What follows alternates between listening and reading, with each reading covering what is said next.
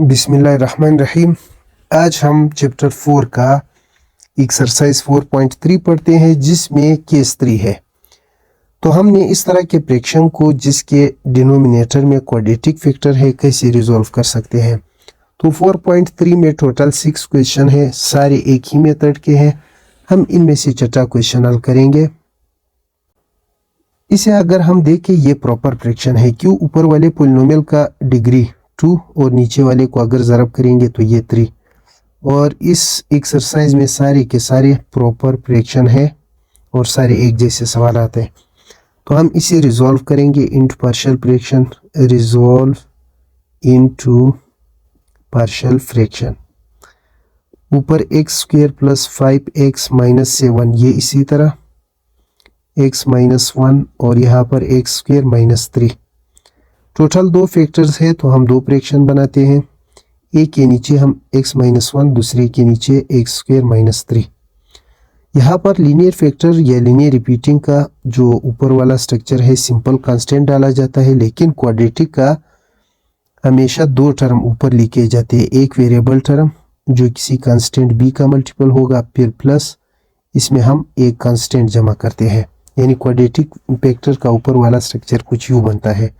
एक वेरिएबल इसको constant b के साथ और फिर इसमें कांस्टेंट टर्म जमा करते हैं। हम इस इक्वेशन 1 का नाम देते हैं।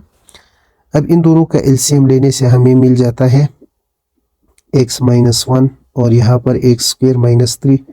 इसको उठाकर x माइनस 1 से डिवाइड करेंगे तो x minus x square minus 3, इसे a से मल्टीप्लाई करेंगे, फिर प्लस इसको उठाकर एक्स स्क्वायर माइनस 3 से डिवाइड करेंगे तो आंसर x माइनस 1।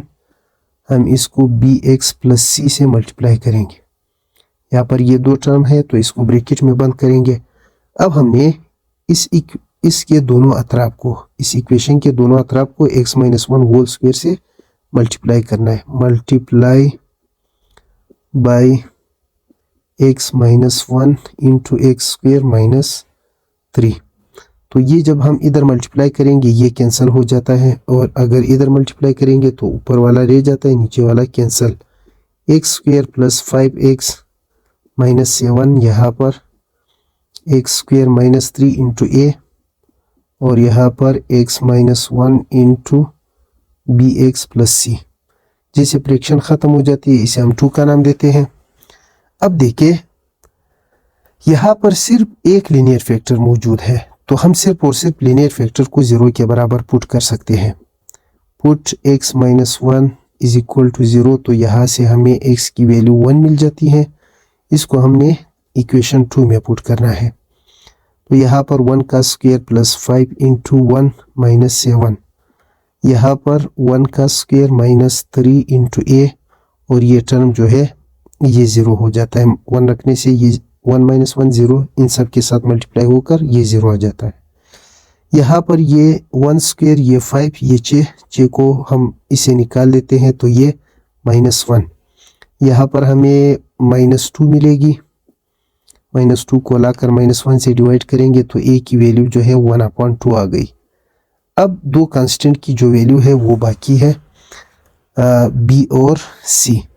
अब इस bx और c के नीचे जो है क्वाड्रेटिक है तो हम न क्वाड्रेटिक को 0 के बराबर पुट कर सकते हैं और न लीनियर रिपीटिंग को। तो इसके लिए हमने इस इक्वेशन 2 को एक्सपेंड करना है। Expand equation 2। तो देखिए कैसे एक्सपेंड करेंगे। ये x square plus 5x minus 7, यहाँ पर a मल्टीप्लाई करते हैं तो ये ax स्क्वायर माइनस 3a। यहाँ पर इन दोनों को ये आ जाता है bx का स्क्वायर और फिर ये cx, फिर माइनस bx और फिर ये माइनस c। फिर हमने क्या करना है, दोनों अतराफ से जो वेरिएबल है वो कॉमन लेना है। ये x square plus 5x plus 7 minus 7, ये तो इसी तरह। यहाँ पर एक्स स्क्वायर वाले ये दो टर्म है तो इनमें से हम एक्स स्क्वायर को कॉमन करेंगे। यहाँ पर a plus b into x square, फिर x वाले जो टर्म्स है वो c और b है। यहाँ से हम x को कॉमन करेंगे c minus b into x, फिर कांस्टेंट 3a और c वाला टर्म है प्लस 3a माइनस c। बस सवालात में जो है यहाँ पर सिर्फ कांस्टेंट लिखा हुआ होता है। तो फिर हम क्या करेंगे, अब हमने कंपेयर करना है इन वेरिएबल के कोएफिशिएंट को, compare coefficient on both side. देखिए यहाँ पर तो फिलहाल एक्स स्क्वायर मौजूद है, अगर न हो हम एक्स स्क्वायर और एक्स को 0 कोएफिशिएंट के साथ लिखते हैं। फिलहाल तो है, इसका कोएफिशिएंट यहाँ पर 1 है और इस एक्स स्क्वायर का जो कोएफिशिएंट है वो a प्लस बी है। अब हमें b तो मालूम नहीं है, हम इसमें पुट करेंगे, put a is equal to 1/2। तो यहाँ पर ये 1 और यहाँ पर 1/2 प्लस b, 1/2 को इधर लाने से ये -1/2 और यहाँ पर b, और b की वैल्यू यहाँ से हमें -1/2 मिलेगी एलसीएम लेने पर। अब c की वैल्यू मालूम करने के लिए देखें x के कोएफिशिएंट में c मौजूद है। यहाँ पर x का कोएफिशिएंट क्या है, 5 है और यहाँ पर c माइनस b है, b को रख लेते हैं, put b is equal to -1/2। यहाँ पर 5, यहाँ पर -c, यहाँ पर -1/2, तो ये आ जाता है 5c प्लस 1/2, 1/2 को इधर शिफ्ट करते हैं, 5 - 1/2 और यहाँ पर c, एलसीएम लेने से ये 10, 10 - 1, तो ये c की वैल्यू 9/2 आ गई। अब हम लिखेंगे देयरफॉर इक्वेशन 1 बिकम्स, इक्वेशन 1 हमें मिल गया। क्या है equation 1, x square plus 5x - 7 divided by x - 1 into x square minus 3। यहाँ पर हम a की वैल्यू पुट करेंगे, 1/2 है डिवाइडेड बाई x - 1। फिर b की वैल्यू हमने रखना है, b की वैल्यू हमें -1/2 मिली है इंटू x, फिर c की वैल्यू 9/2, यहाँ पर एक्स स्क्वायर माइनस 3। ये जो 2 है ये इधर आकर क्या हो जाती है, मल्टीप्लाई x - 1 के साथ। इस तरह हम इस वाले टर्म को u भी लिख सकते हैं, 1/2 तकसीम x - 1, फिर 1/2 ज़रब 1/x - 1, तो ये दोनों मल्टीप्लाई होकर हमें मिल जाता है 1/2, यहाँ पर x - 1।